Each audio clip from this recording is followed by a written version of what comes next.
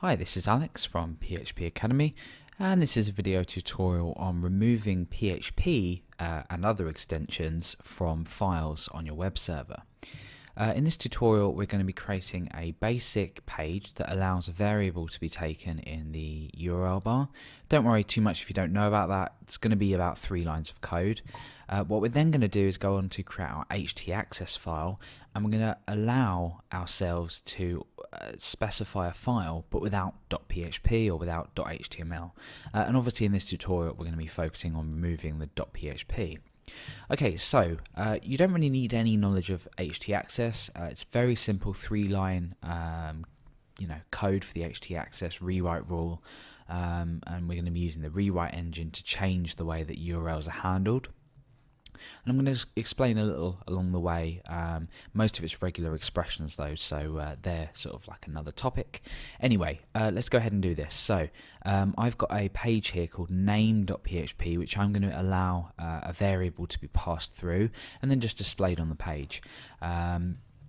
And you can see that I've got this file just here.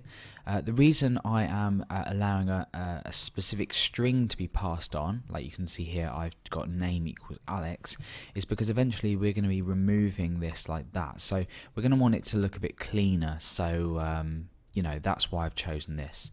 At the moment that will just say object not found because we can't find something called name.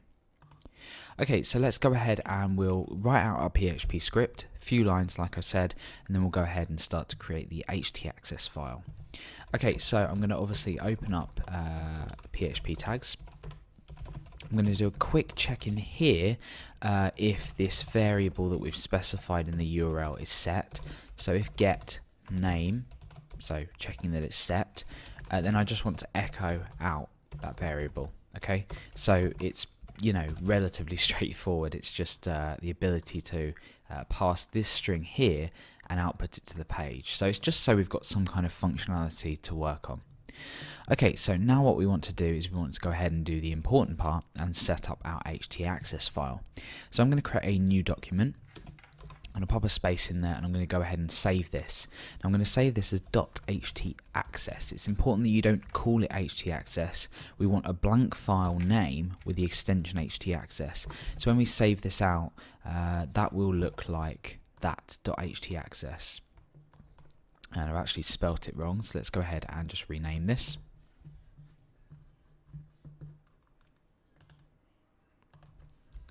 So htaccess with 2 C's. Okay, so now that we've created our htaccess file and actually spelt it correctly, let's go ahead and start to actually rewrite our URL, or allow our rewrites to be written, or URL to be rewritten. Okay, so the first thing I'm going to do is go ahead and turn the rewrite engine on. And that just allows us to be able to change the URL, specify conditions and rules. Okay, so the rewrite condition is the file name that we're giving. We're not giving any paths, anything like that, blah blah blah. We want the file name. So we use a percentage sign here. In curly brackets we use request file name. Now after this, what do we want to do? Well, we want to let the rewrite engine know, and I'm not an expert on this, but we want to let the rewrite engine know that it's not a path to a file. So we want to say not -f, and that will say that basically means not, as it would like an operator in PHP. Say not a path to a file. So that's what we want to do. We're requesting a file name. Now we need to create a rewrite rule that allows us to specify it without a PHP, but then add that on to the file name. So we need to create a rewrite rule.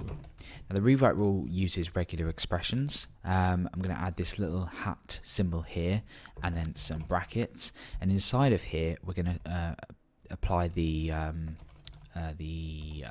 expression. So outside of here I've got this $. Here. I believe that just allows us to be able to pass on, not pass on, but allows us.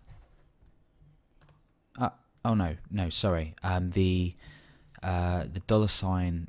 Well, this starts off the regular expression. This ends it. Okay, I'm thinking of something completely different. Anyway, so right, we've got the start and the end of our regular expression. Let's go ahead and do this. Now, what do we want to match? We want to match something and then continue to match, and we're matching a dot. So we have here this. Okay. Now, what we're going to do after this is we're going to apply what we've matched and essentially stick a PHP on the end of it, but the ability to, not actually have to specify it. So I'll write it out first. We say $1, which is obviously what we're taking from here, and we're putting a PHP on the end of it, and I'm just going to put an NC on there, and that just ignores the case, so the case doesn't matter. Okay, so let's go back and just refresh. We've got something here that's been pulled from our URL, and then a PHP has been stuck on the end of it. That's probably the best way I can explain it. So let's go ahead and refresh and see what happens. Well, at the moment we've just got name.php. Everything's working. We're not getting any errors, so I can assume that I've typed everything properly. Now let's go ahead and check if our functionality actually works. I'm going to go ahead and remove .php, and you see it's worked. We're actually accessing a PHP page without specifying .php. Okay, so we're essentially done. If you want to go ahead and blatantly copy this, here's the code. So why would we want to do this? I'll spend a minute just talking about why we might want to do this.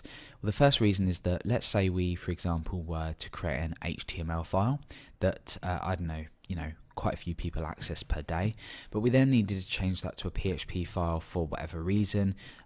We either couldn't be bothered to change any of the rules in Apache to handle PHP within HTML, or we just wanted to, switch it over, easy. Well, that means that if you don't specify .html on the end and users can access, say name.php or name.html regardless without the extension, it means that you can update your htaccess file to deal with this. So it allows your users to specify things without, and you don't get tied down to extensions. The other reason is it's better for search engine optimization. At least it's thought to be better for search engine optimization. It just looks cleaner as well. So when when you have someone visit the site, if you have something that looks without an extension, it tends to look a bit nicer anyway.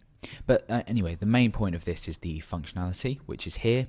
We've seen that it works. I've included this sort of specifying a variable on the end that outputs the page functionality, just so you can see that it looks a lot better.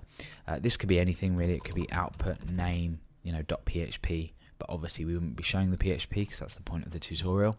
But I hope you found this useful. It's a great thing to do. Like I said, I've listed some of the benefits. And that's how to remove file extensions using htaccess.